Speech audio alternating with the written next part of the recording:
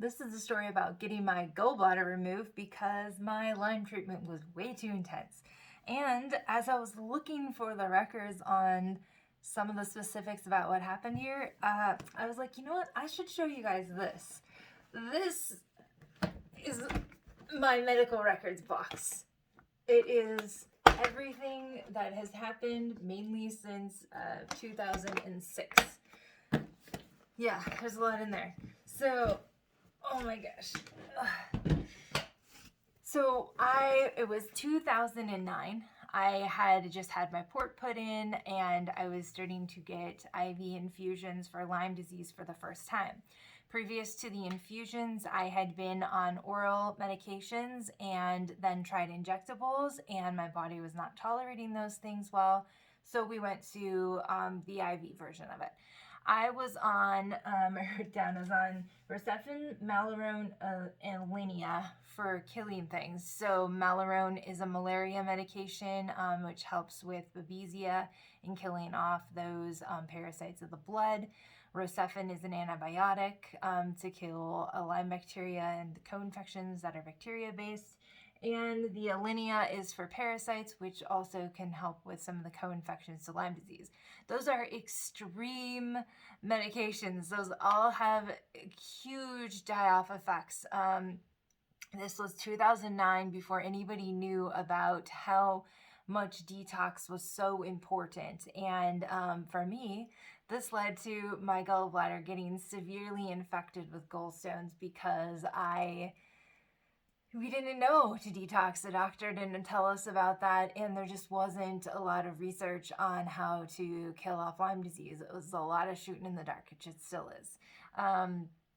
It was October of 2009, and I was on my 5th week. I had finished my 5th week of IV infusions of the Rocephin. Was the main thing that I was being infused with at that time that would have caused this. So I was on a medication called Actos, which is supposed to be like an Actigol thing. It's supposed to help your gallbladder remove the sludge, that all the detox that's happening in your body so that you don't have this reaction. However, way too much stuff my body was detoxing. So I start having severe pain in the gallbladder and area. I had no idea that it was the gallbladder at this time. I just knew that I was having stomach pains, like under my right side, like all this whole area here was in pain. I was nauseous, and I was just not able to even have at times clothes touching my skin because it hurt so bad. So we're like, okay, something's obviously not right. Went to the emergency room. They basically, I looked at the paper just now, and my diagnosis was pain. That was it. And so they gave me some saline and sent me home with some pain medication. That was it. At some point, either here or after this, I had made an appointment with a specialist, a GI specialist, specifically who worked with gallbladder stuff. So we did research, and we knew that gallbladder was probably the case here. It was probably what was going on. And so we made an appointment with a specialist for it, but we had to wait like a week, or it was probably 2 weeks to get in. So I'm sitting at home, and with gallbladder pain, it kind of comes and goes and it fluctuates. So you can move a certain way and the stones can move around, and then suddenly you're in like a ton of pain. And then it can kind of subside for a few hours or even a few days and then come back again. So I was kind of going through the ups and downs, which really led us to really suspecting that it was gallbladder stuff. So a few days later, I ended up back in the emergency room and in severe pain. I was having, I believe, low-grade fevers at this time, some sweating, but it would come and go. So I could get to the emergency room and I could be experiencing nothing by the time I get there, whereas an hour before, I was having symptoms. So I go to the emergency room, and for whatever I had going on, and because I had been there just a few days before for the same issue, they decided to hospitalize me. And so I was in the hospital for 3 or 4 days, and it was just pain management. Now, one thing happened that I know would have changed the way that this whole thing ended up playing out. But if you don't like to hear about squeamish stuff, this video is probably not for you. It's not going to be too bad, but there's a few little details in here, like this one here.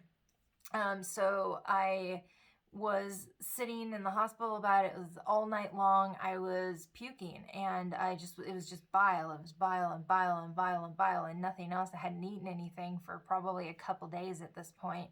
And it was the middle of the night. I was a girl that was 22, I think at this point, 23. And I looked healthy, and I looked strong. There should be nothing wrong with me and in other people's eyes. I was also in a room with a girl who was like the same age as me, who was having something else going on that was kind of similar. And I think they were kind of just ignoring our room altogether. We were at the very end of the hall, away from the nurse's station. And when either one of us called for a nurse to come in, it seemed to be taking a really long time.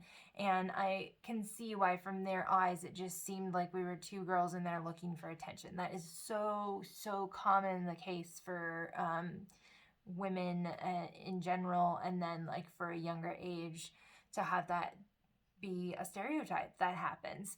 And so I'm waiting and waiting, and I mean a really long time for this nurse to come in, and I keep calling and I'm not getting a response from anybody. And so my puke bucket was entirely full, and I didn't have any more room to puke in. So I poured the bucket into a water pitcher that I had so that I could carry it to the bathroom and dump it out into the toilet, so that because I was just continuously throwing up this bile.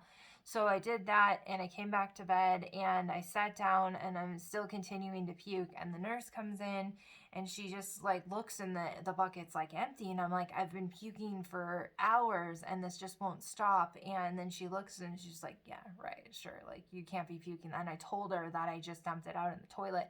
I don't think she realized that like literally the pitcher was up to the brim. If you've ever seen those hospital pitchers, they're about this big, those like pink pitchers usually. And I don't think that she was taking me seriously, that like literally this thing was full. And so I was there for the 3 or 4 days, and I think that was like the worst night that I had there. And they discharged me. I had a lull there where the pain kind of went away, and I was feeling better there for a little bit, for a couple of days. I'm like, okay, like let's see, I kind of was like, this is just gonna come back again, but whatever. Like, so we had this appointment scheduled with the gallbladder specialist, and we were kind of just waiting to get in to see him at this point. So there was just a couple days in between being discharged from the hospital and going to see this specialist. So that day, that coincidentally that I was going to see the specialist, I went into the worst pain that I had so far. I was just laying in bed. I was starting to just like clammy sweat, just constantly, just like damp everywhere.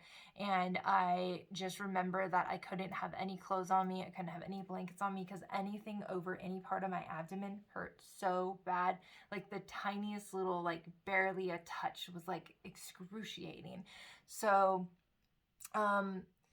my mom had been at work, and she was going to be coming home that day to take me to the appointment. So I called her, and I was like, Mom, like I can't take this anymore. And she's like, just hold out like a few more hours. Like we're almost going to be going there. So we get to the specialist. I think it was his last appointment of the day. And I was able to walk into the appointment and get there. I had luckily another little tiny dip of a lull in like symptoms being super bad at that point. So I was able to walk in, and then my mom and I were kind of like, great, now you're starting to feel better right now. And the doctor is going to see you and look at you and say like, you're fine. There's nothing wrong. So we were like, oh, great. But I was still in extreme pain. It just wasn't as bad as it was earlier that day. And so I get in there and he kind of examines me, and it hurts like heck for him to be touching me and everything like that. And then he's kind of like, okay, well, let's just see in a few days like how this goes. And he leaves the room, and I just start throwing up. And I lay on the floor, and I am sweating bullets. And this is when the pain got to a level that I had never experienced before. And at this point, I had never experienced pain this bad before.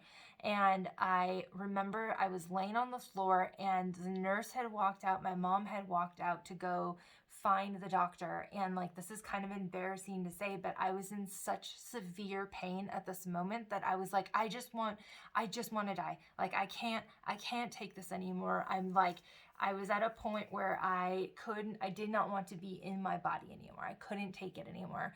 And I felt like I couldn't take it anymore at that point. And so the doctor suddenly like walks in and looks at me and goes, oh my God. And he's like, do we need to call an ambulance, or can you get to the emergency room as quick as possible? And or he's like, do you think you can get there if we give you a wheelchair to get down to the car? And so I was like, we're like, okay, really, let's just see, let's wait. And I remember I was the last appointment of the day because there was nobody else there. That's right, they were waiting for me to hopefully come out of this episode a little bit, because we knew it did this, up and down with the pain coming and going. So we waited like 20 minutes, half an hour or something, and I was able to sit up and stand up and get into a wheelchair to get down to the car. And then it's like, I'm calling over right now. They're going to be waiting for you at the emergency room, and they're going to get you in. So we get there, and I was in another one of the dips of pain where I wasn't feeling as bad at that point when I got there. So they're waiting for me. They got me in. They look at me, and they're just like, okay, like, we can see like you're in pain, but like, this doesn't seem like an emergency situation. They're doing blood work. Nothing's coming back wrong. They do a scan. They're like, well, we can see some sludge in your gallbladder, but really it doesn't look like it's infected or anything's wrong with it. It was just an ultrasound that they did. And we're like, no, there's something wrong. And they call the doctor, and he's like, no, you're taking her gallbladder out. I'll be there in the morning to take it out. And so they admit me. I get into the hospital room, and they give me morphine. And this, I think, was the first time that I had ever had morphine, and this was the worst pain I'd ever been in my life at this point. And I just remember being like, oh my God, I can breathe. Like, I can exist. I can talk. I can, like, it was like, everything just kind of like stopped and like came back to life for me. And so I was able to like kind of sleep that night a little bit, and then first thing in the morning, the doctor came, and they removed my gallbladder. And I remember waking up and like them telling me that, oh my gosh, your gallbladder was severely infected. It's no wonder you were in so much pain. So yeah, I mean, this kind of became like a theme throughout my entire healing journey here, is that, and I know many people that have chronic illness experience similar stories as in so many ways. It's like you get somebody looking at you and saying, you look fine. I don't know, your blood results are fine. There's nothing that's showing up. And like, just because they're not testing for the things that they're looking for or whatever, and it's not coming back with like abnormal levels or whatever the case is, like, doesn't mean that something severe isn't going on. And we have learned to advocate so strongly because of this. So after the gallbladder was taken out, immediately I had relief. I remember just thinking like, oh my God, this recovery is like nothing. I didn't even, the pain was so much less than it was before I had the surgery. It was just like a breeze to be recovering from it.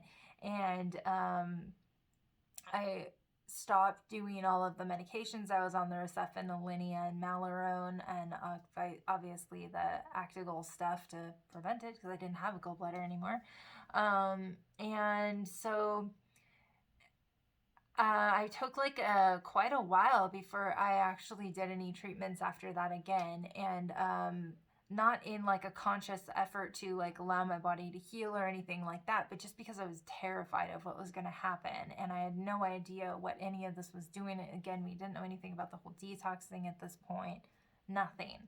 So I now, after having that done, some people need to be on like ox bile, or have other supplements or medications to help with digestion after that. I really haven't. I was on ox bile for years, and then I would kind of go off of it for a long time, and then on it maybe for a little bit, and then off of it, and then over the years, like I just stopped taking it, and I eat a plant-based diet now, so it's not really a problem so much. And I mean, I eat like 2 or 3 avocados a day. The fatty stuff is the problem with the gallbladder when you don't have it anymore, so you don't have the biles and enzymes to digest the foods that are fatty and meat and stuff like that. So I don't really have much of an issue with that. I mean, who's to say how much better my digestion would be if I still had my gallbladder? I don't know.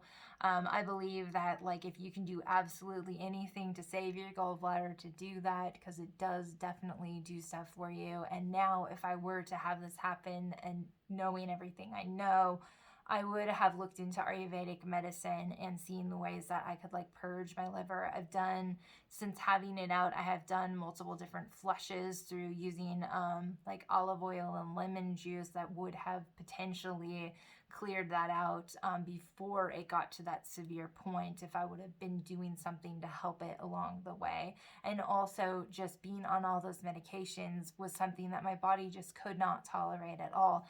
I was on Alinea at another stage, which is the medication for the parasites, and I had jaundice right away. And I don't know what the dosage was on that. It might have been at a much lower level this first time around when I had this gallbladder thing going on than it was the second time, much later, to kill off intestinal parasites. But that's my gallbladder story, and it's one of the first huge things that happened to me during my Lyme journey. No, it wasn't, I guess, because I had 2 anaphylactic shocks prior to that, but I don't know. There's been so much. It's hard to keep everything straight. If you want to know any more stories about anything that's gone on, you can leave a comment below and ask me about it. I can open up my medical records and pull out a file and be like, what does this one say? We could talk about this. All right, well, like if you like this video, and subscribe if you want to see more video content, and it helps get all these videos out to more people so that they can have some kind of understanding and hope, or whatever it is that anybody's getting from these videos. And I will see you guys in the next one. Bye!